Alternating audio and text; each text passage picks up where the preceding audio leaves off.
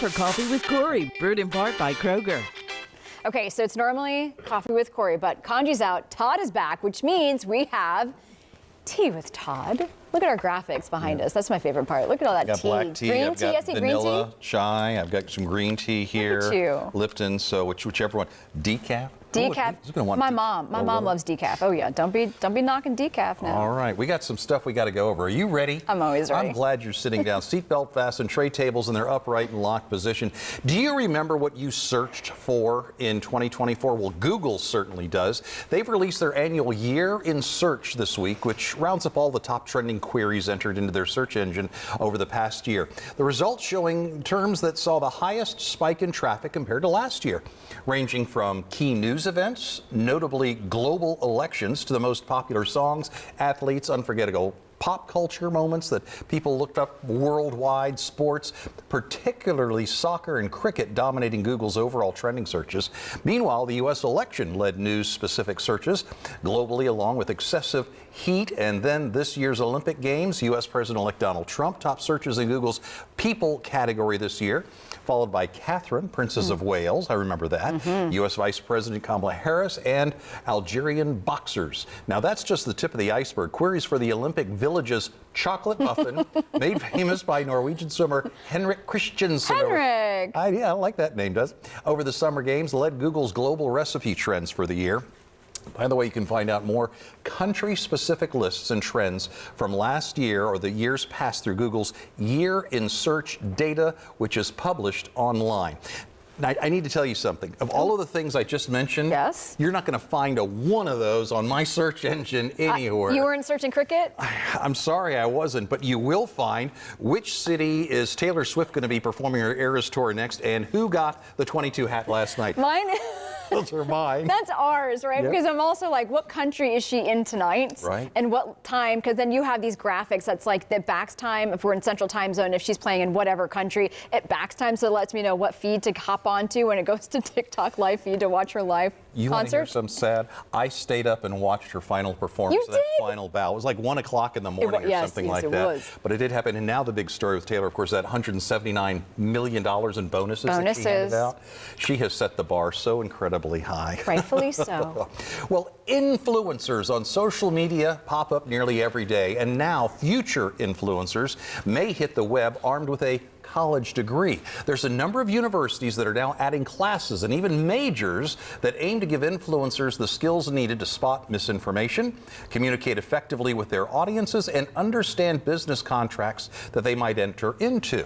Classes on influencing have been popping up around the country as more young people take a serious look at that multi-billion-dollar industry. Now, the debate is ongoing over whether influencers need a formal education at all, and if universities should be investing in that subject. And I have to tell you, this hits very close to home. Hello, Savannah Demers. My daughter has become what I would consider an extremely successful social media influencer if you follow her on any of her platforms.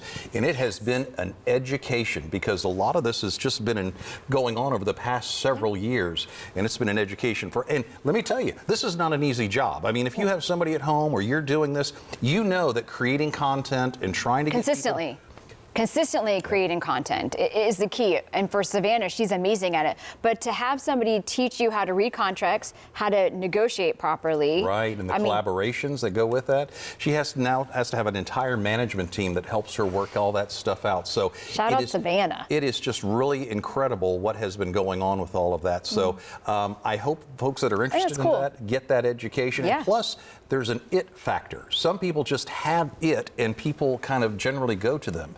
And it's not for everybody, but good luck to those that do. Absolutely. All right, an increasing number of U.S. cities are hoping some cold, hard cash will attract some new residents. The pandemic-era rise of remote work making it possible for employees now to work away from their company's home base. Several cities even trying to attract those workers with incentives worth thousands of dollars.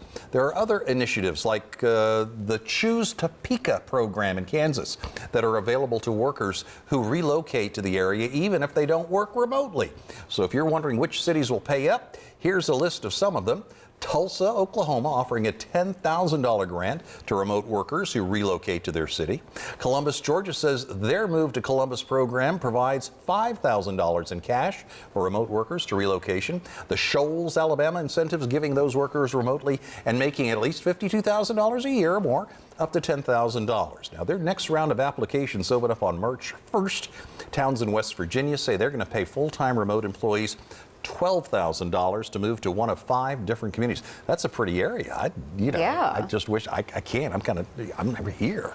And that Choose Topeka program I mentioned earlier, their initiative offers on-site workers up to $10,000 if they rent in the area and up to $15,000 to those who decide to buy a home.